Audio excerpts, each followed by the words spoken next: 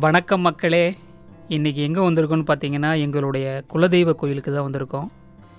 இந்த கோயில் எங்கே இருக்குதுன்னு பார்த்தீங்கன்னா, பெரம்பலூர் மாவட்டம் கீழப்பெரம்பலூரில் தாங்க இருக்குது.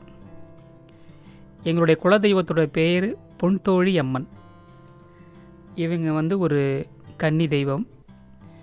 7 கன்னிமார்களில் ஒருத்தவங்களாக கருதப்படக்கூடிய தெய்வம் தான் எங்களுடைய பொன்தோழி அம்மன்.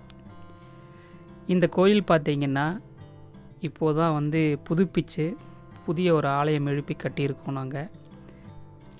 இந்த கோயில் பார்த்திங்கன்னா முன்னாடி ஒரு பெரிய மரத்தடியில் ஒரு சின்ன கோயிலாக இருந்துச்சு. இன்றைக்கி இவ்வளோ பெரிய கோயிலாக கட்டி எழுப்பியிருக்கோம். இங்கே கருப்புக்கு தனி சன்னதி இருக்குது. அவருடைய வாகனங்கள் தான் இந்த குதிரைகள் நீங்கள் பார்க்குறது. அதற்கு நேர் எதிர்ப்புறமாக பார்த்திங்கன்னா கருப்போடைய சன்னதி அமைஞ்சிருக்கு. இதில் சின்ன கருப்பு பெரிய கருப்பு 2 பேருக்குமே தனி விக்கிரகங்கள் செய்து வைத்திருக்காங்க.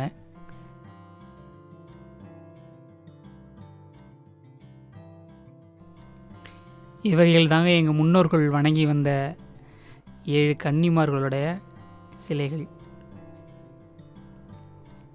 இது இன்னும் பராமரிச்சுட்டு வரோம் நாங்கள்.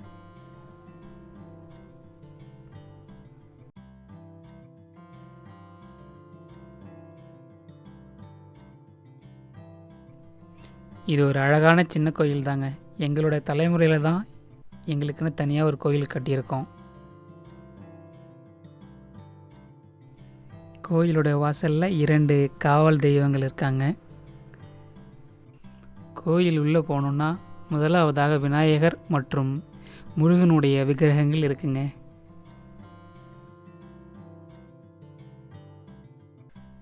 இதுதாங்க எங்கள் குலதெய்வ கோயிலோட அழகான உட்பிரகாரம். இந்த உட்பிரகாரத்தை தாண்டி வந்தீங்கன்னா எங்கள் தெய்வங்களோட கருவறை.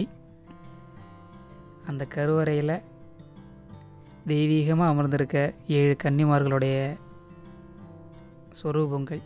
இவங்க தான் எங்களுடைய குலதெய்வமான பொன்தோழி அம்மன்.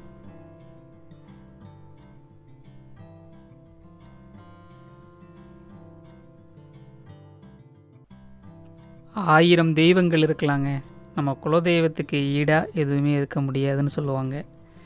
எந்த காரியம் தொடங்கினாலும், நம்ம வாழ்க்கையில் எந்த ஒரு முதற்படி எடுத்து வச்சாலும் நம்மளுடைய குலதெய்வத்தை வணங்கிட்டு செய்தால் அந்த காரியம் கண்டிப்பாக வெற்றியில் தான் முடியும்னு பெரியவங்க சொல்லுவாங்க. நீங்கள் இந்த உலகத்தில் எங்கே இருந்தாலும் வருடத்திற்கு ஒரு தடவையாவது உங்கள் குலதெய்வத்தை போய் வணங்கிட்டு வாங்க. அப்படி வணங்குனீங்கன்னா உங்கள் மனசு, உங்களுடைய சூழல், உங்களுடைய குடும்பம் எல்லாமே ரொம்ப நல்லா இருக்குங்க.